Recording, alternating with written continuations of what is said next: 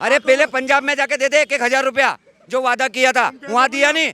यहाँ चुनाव के चंद दिन बचे और 2100 रुपए दूंगा। दिल्ली की जनता जाग चुकी है, इनके भ्रष्टाचार बेनकाब हो चुके हैं, कोर्ट से जमानत पे छूटे हुए हैं ये लोग केजरीवाल वगैरह। अब इनका पूरा सुपड़ा साफ है। जेब में तेरी चवन्नी नहीं है, कहाँ से दे देगा? सारे पैसे शीश महल पे लगा दिए। जो दारू से पैसे इकट्ठे करे थे वो पंजाब इलेक्शन में भेज दिए इसने। एक बोतल के साथ एक बोतल फ्री कर दी, ठीक है, और खूब बांटी लोगों को। और दूसरी बोतल में आधी दारू आधी पानी था। जिन शराबियों ने सबके बीच जितने भी भाई खड़े हुए हैं सबको पता है, सबकी हाल लगी और सरकार गिर गई उसकी। मान लो मस्जिद के इमाम को मिल रही है तो पंडित जो धर्म गुरु है उन्हें भी मिलनी चाहिए। 10 साल के बाद आपको याद आया। अगर आप सेकुलर थे, सभी धर्मों को अगर समान, एक मिनट रुक जाइए, सभी धर्मों को समान समझ रहे थे तो आपको जिस तरह से मौलाना को दिया उसी दिन पंडितों को भी दे देते। केजरीवाल ने क्या किया? बहुत कुछ किया है। ये कह रहे हैं कि केजरीवाल ने बहुत कुछ किया। बोल रहा है केजरीवाल ही दारू बेचने वाला है, दारू की योजना केरल चालू करने वाला है। ये खुद केजरीवाल का दारू पीने वाला आदमी ये दारू पी के बोल रहा है मोदी जी ने काम किया है। मैं मेडिकल करवा लूँ आपका, अभी दारू पिए हुआ आप दारू पी के बोल रहे हो। ये देखो ये केजरीवाल वाला दारू बेचने वाला, दारू की बात करने वाला आदमी है। आप कौन सी दारू? अरे वो दुख रही है, आप दारू पी के बात कर रहे हो। आप केजरीवाल की दारू पी रखी है आपने। ये दारू पी के बात कर रहा है, देखो इसके मुंह से बहुत बदबू आ रही है, मुंह से दारू पी के आप बात करो। अरे दारू की बदबू आ रही है सर, आप मेडिकल करवा लो आपका। चुप काय कर रहूंगा मैं। अरे एक नंबर का चोट्टा है केजरीवाल, कुछ नहीं किया, ना कोई रोड बनाया। जो शीला दीक्षित के टाइम में रोड बने हुए थे वो भी गड्ढे नहीं भर पाया केजरीवाल कुछ नहीं करा। केजरीवाल खाली भ्रष्टाचार के अलावा दिल्ली में कुछ नहीं किया। बोला था यमुना साफ करूंगा, वो साफ करूंगा, लेकिन केजरीवाल ने आज तक कोई एक काम नहीं किया। एक नंबर का फ्रॉड केजरीवाल है और 4 चोर साथ में लेकर घूम रहा है और एक आते सी फुलझड़ी साथ में लेकर घूम रहा है। लेकिन अब जमानत जब्त हो गई, केजरीवाल की जनता जान चुकी है और ऐसे लोगों को जान चुके हैं कि दारू पी के कैसे कैसे बोल रहे हैं। मोदी जी ने दारू किया, मोदी जी ने दारू कब किया? केजरीवाल ने के साथ एक फ्री किया। इनसे पूछ लो, झूठ यही सरासर बोल रहा है। कौन दे रहा लाइसेंस? केजरीवाल नहीं दे रहा तो कौन दे रहा? मोदी दे रहा है। फ्री बिजली कौन दे रहा है? केजरीवाल है। कब दे रहा केजरीवाल? 200 यूनिट किसने करी है? 200 यूनिट में क्या होता है? बहुत कुछ होता है।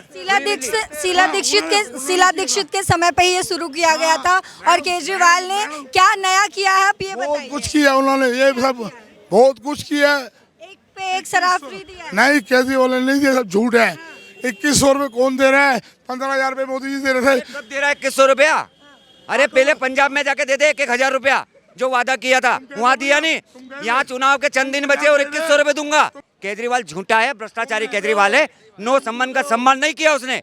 वो कमीना जेल में नहीं गया, लेकिन क्या केजरीवाल गया जेल में? सम्मान का सम्मान किया? नहीं किया ना। वो झूठा है, वो बड़े बड़े मनु संघवी जैसे वकील पकड़ता है और अपने बचने की राजनीति बनाता है। कोई राजनीति नहीं। सर केजरीवाल ने ये बोला है कि पंडितों और ग्रंथियों को हर महीने 18,000 रुपए दिए जाएंगे और इससे पहले मौलवियों को भी दिए जाते थे। क्या इससे आप सहमत हैं? ना, बिल्कुल सहमत नहीं। बस जनता भूखमरण लग रही है, उन्हें फ्री में देने लग रहा है, उसको देने की क्या जरूरत है? उनको जरूरत ही नहीं है, उनको देने की कोई ज़रूरत नहीं है। हाँ, महिलाओं का किराया माफ़ किया, वो अच्छा किया केजरीवाल जी ने बहुत अच्छा काम किया। महिलाओं का किराया माफ़ किया, बिजली बिल माफ़ किया, पानी माफ़ किया, वो बहुत अच्छा किया। लेकिन ये तो कोई ज़रूरी नहीं है उनका देना, कोई ज़रूरी नहीं है उनको देना।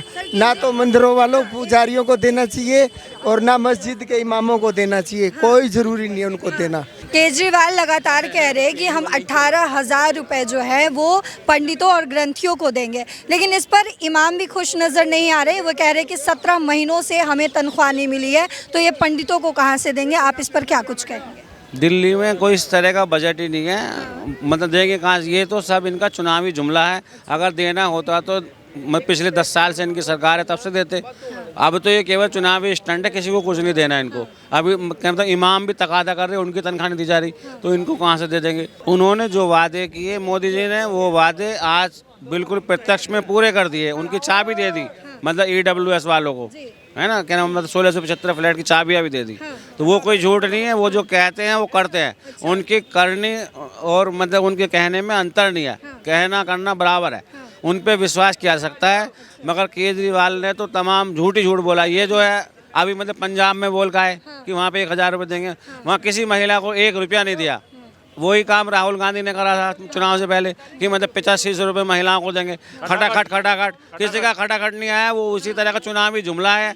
चुनाव वो मतलब उस वजह से बहुत सीटों पे जीत गए, लेकिन सब धोखा करा महिलाओं के साथ। अब दिल्ली की जनता जाग चुकी है। इनके भ्रष्टाचार बेनकाब हो चुके हैं। कोर्ट से जमानत पे छूटे हुए हैं ये लोग, केजरीवाल वगैरह। अब इनका पूरा सुपड़ा साफ है।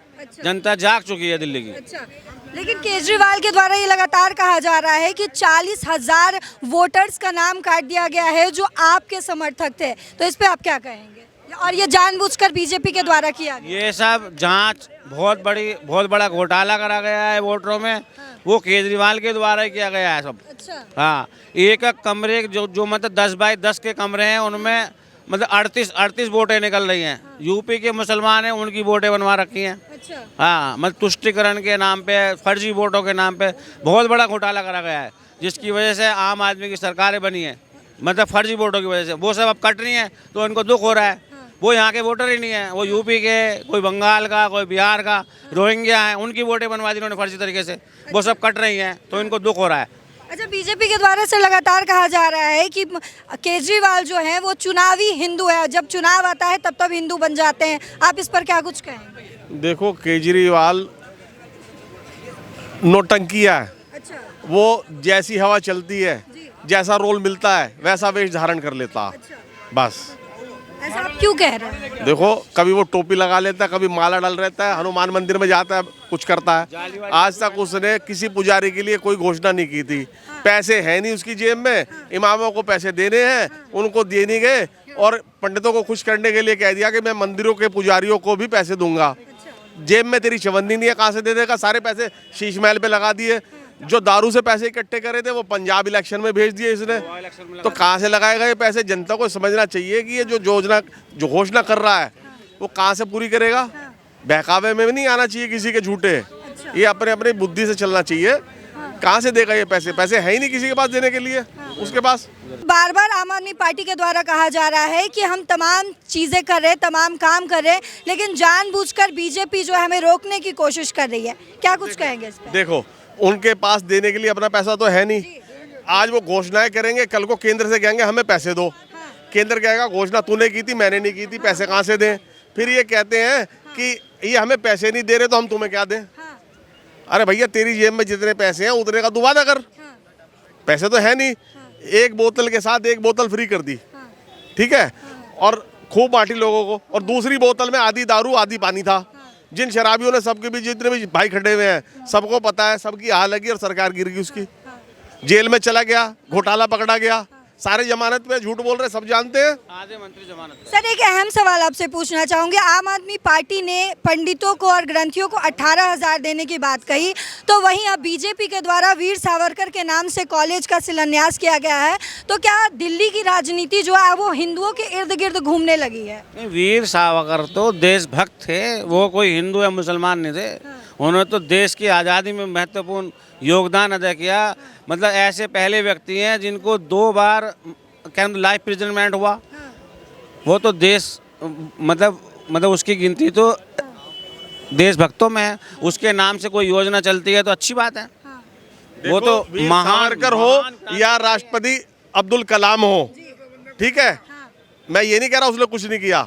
चाहे वो अब्दुल कलाम हो और चाहे वो कोई भी अन्य नेता हो, वीर अब्दुल हमीद भी हो, जो देश के प्रति समर्पित हैं, चाहे वो हिंदू हो चाहे वो मुसलमान हो, सबका नाम योजनाओं में आना चाहिए और सम्मानित तरीके से लिए जाना चाहिए।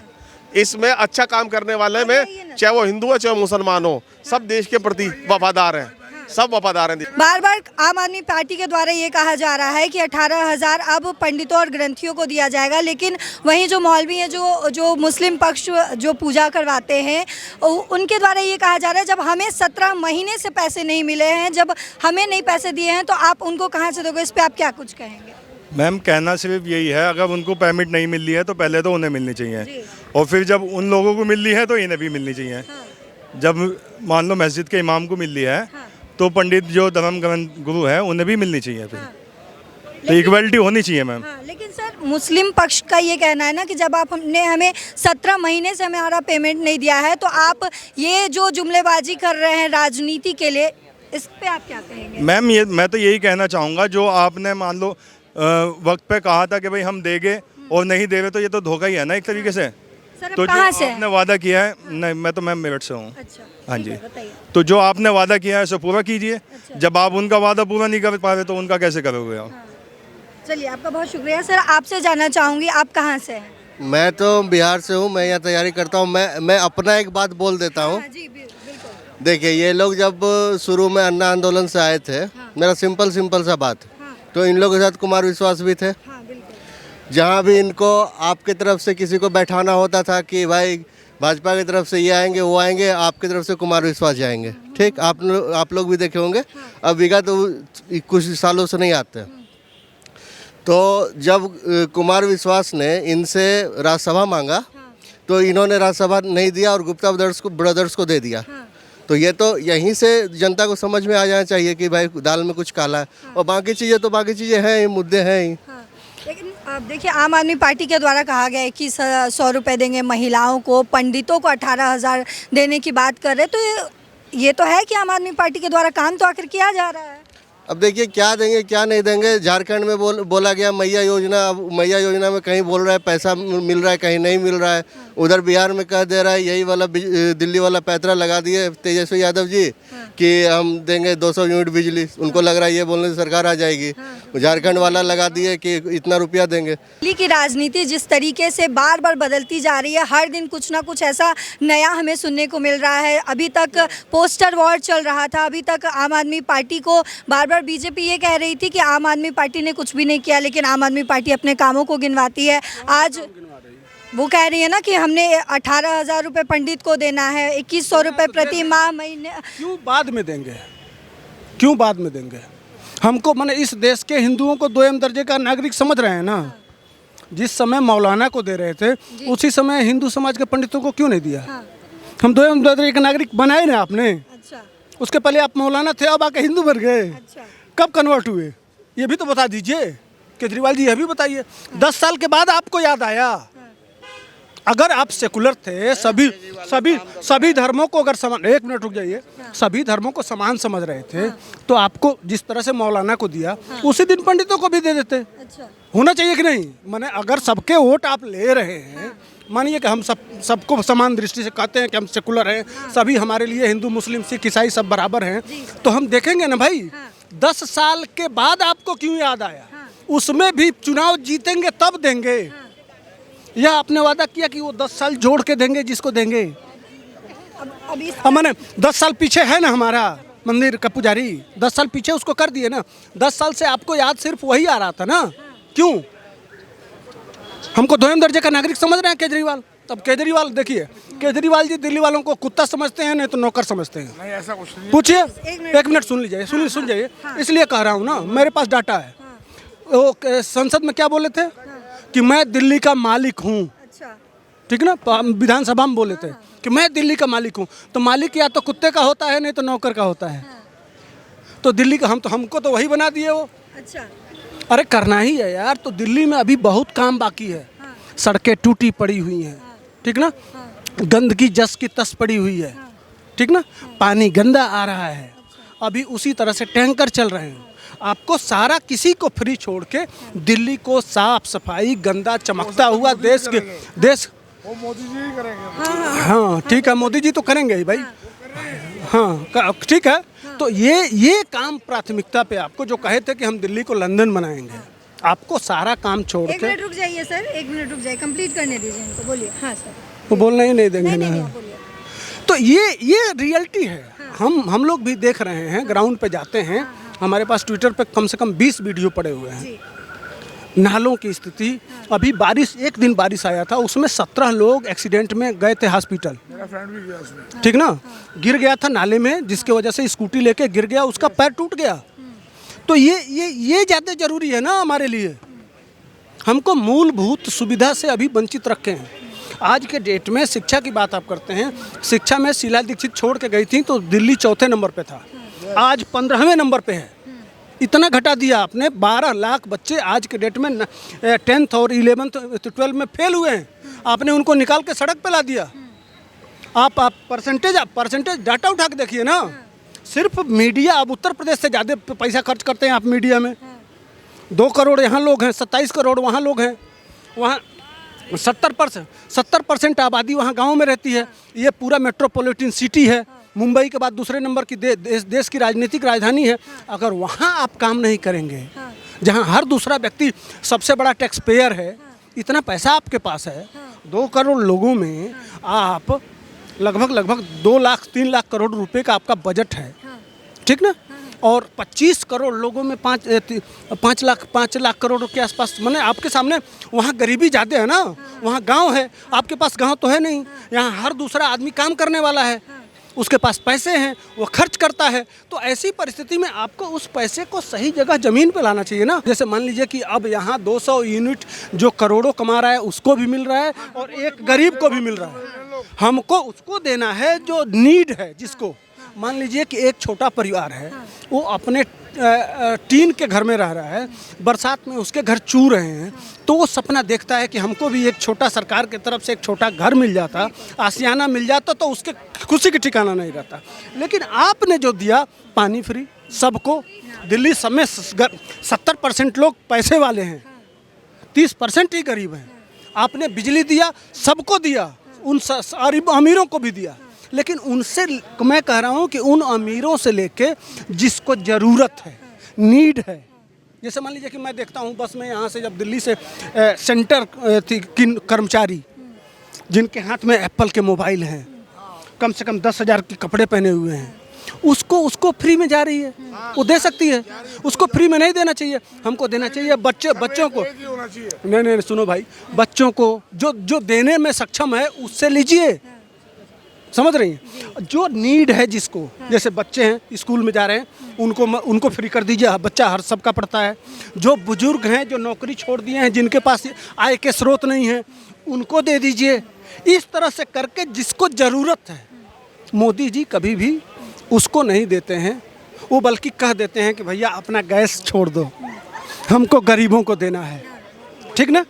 तो वो प्यार से ही कह के ले लेते हैं और करोड़ों लोग छोड़ देते हैं। केजरीवाल भी अगर आए होते कि हमको दिल्ली के गरीबों की मदद करनी है, आप थोड़ा मेरा मदद करिए, आगे आइए आप लोग, तो आज करोड़ों को घर मोदी जी ही नहीं देते, बल्कि केजरीवाल जी भी घर देते रहते। तो हमारा प्रश्न यह है कि दिल्ली को चमकाने के लिए बजट काफ़ी है, फ्री पे मत फोकस करिए, यह वोट के लिए मत करिए। सेवा भाव से दिल्ली को चमकाने और दिल्ली को वास्तव में लंदन बनाने का जो सपना दिखाए थे, उस पे काम करिए ईमानदारी से।